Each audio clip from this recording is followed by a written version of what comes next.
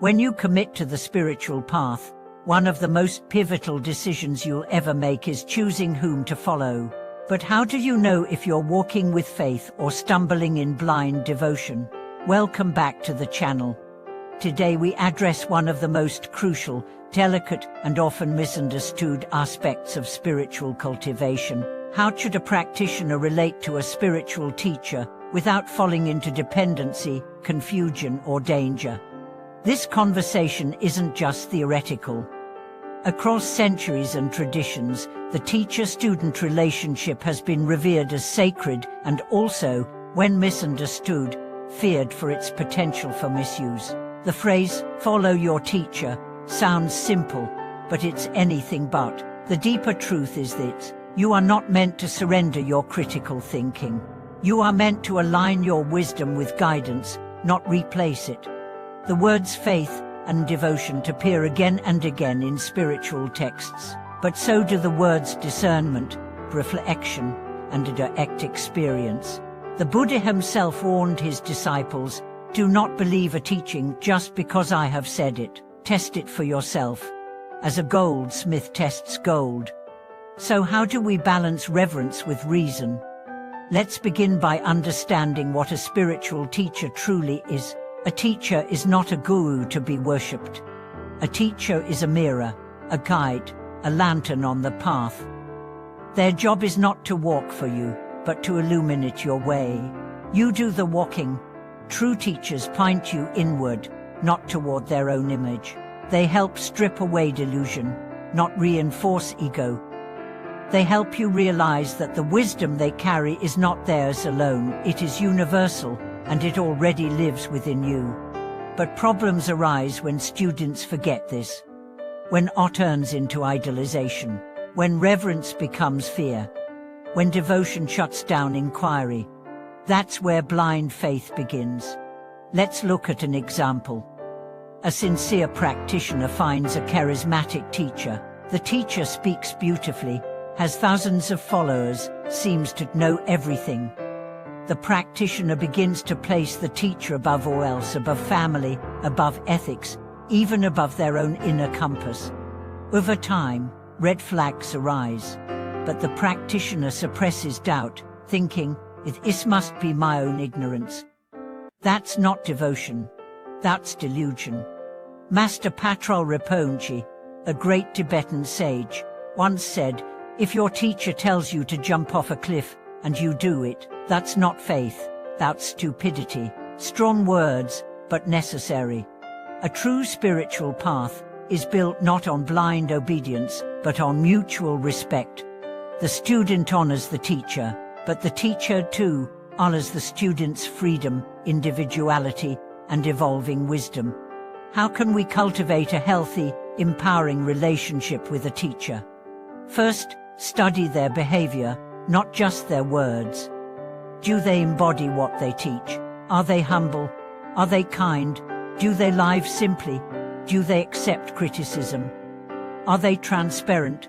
Second, observe how they treat others, especially the vulnerable. Do they respect their students' boundaries? Do they empower people or make them dependent? Third, look at their lineage.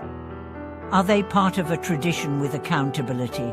Or are they self-appointed, isolated, and immune to correction? Fourth, test their teachings in your own life. When you apply their advice, do you become more peaceful, more compassionate, more free? The real fruit of a teaching is transformation. Let's explore more stories, teachings, and practical examples to illustrate what true teacher-student harmony looks like, and how it evolves over a lifetime. Imagine a young practitioner named Tenzin, new to the Dharma, eager and open-hearted. He meets a Lama who dazzles him with knowledge and presence. Tenzin dives in, volunteering daily, donating what he can, repeating every word the teacher says like gospel. But over time, he notices contradictions. The teacher speaks of renunciation, but lives in luxury. He speaks of humility, but craves attention. Tenzin feels confused, but he ignores the feeling. Who am I to judge, he thinks. Then one day, the teacher tells him to cut off all ties with his family to prove his dedication. Tenzin hesitates. The request feels warm. He begins to recall the Buddha's teachings on balance, on love, on compassion. Slowly, painfully, he steps back and begins to seek truth, not in charisma, but in clarity. That moment is not a loss of faith. It is the birth of mature faith.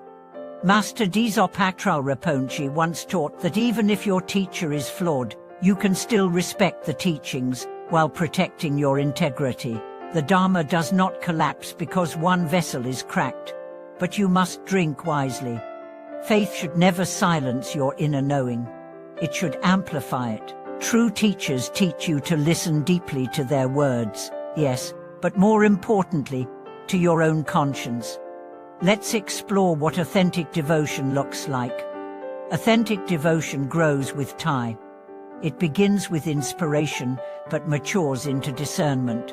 At first, you may feel overwhelmed by the power of a teacher's presence. That's okay. Let your heart open, but keep your eyes open too. Over time, true devotion becomes less about the teacher and more about the path. You stop needing validation.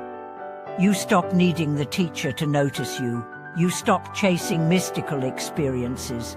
Instead, you start walking steadily, sometimes even silently, just doing the practice. That is the highest form of devotion. There's a beautiful story from the Zen tradition. A student asked his master, "How do I know if I'm devoted enough?" The master said, "When you no longer need to ask. Devotion is like water. It should flow, nourish, adapt, but never drown you. Blind faith, on the other hand, is like flood water. It sweeps away judgment, identity, even morality. And that is dangerous not just to you, but to the whole community." So how do we protect ourselves? One way is to stay grounded in the scriptures. Study them, know the original words of the Buddha. When a teaching contradicts compassion, ethics, or reason, question it. Another safeguard is community. Surround yourself with fellow practitioners who can provide perspective. Isolation is fertile soil for manipulation. And always remember this: the true teacher does not control. The true teacher points you to the teacher within. There's a Tibetan proverb that says, "Don't mistake the finger pointing at the moon for the moon itself." A teacher is a finger. You are the moon. And now, you might ask, what if I already gave too much? What if I was misled? Then forgive yourself. That, too, is part of the path. Every sincere seeker is bound to stumble, but no experience is wasted if it awakens wisdom. Extract the lesson, bless the past, and move forward. Master Shabkar once said, "If you find that your teacher is not who you thought they were, then bow to the teaching that awakened you and continue walking." In fact, some of the most awakened beings were once deceived, humbled, even hurt. What matters is not whether you avoid all mistakes. What matters is whether you rise from them with greater clarity. As we draw toward the close of today's message, reflect on your own spiritual journey. Who has guided you? Whom have you followed? What qualities did those people awaken in you? And most importantly, are you walking in alignment with your deepest truth? Because in the end, that's the only teacher who will never leave you, the voice of the Dharma that lives inside your own heart. Let that voice grow stronger each day. Let your devotion be balanced by wisdom. Let your reverence be guided by discernment. And let your path be not a prison of obedience, but a dance of freedom and love. Thank you for watching this video. If you found this message helpful, please like, comment, and subscribe. Share your own experiences with spiritual teachers, both the challenges and the blessings. Your journey might help someone else avoid the shadows and walk confidently in the light.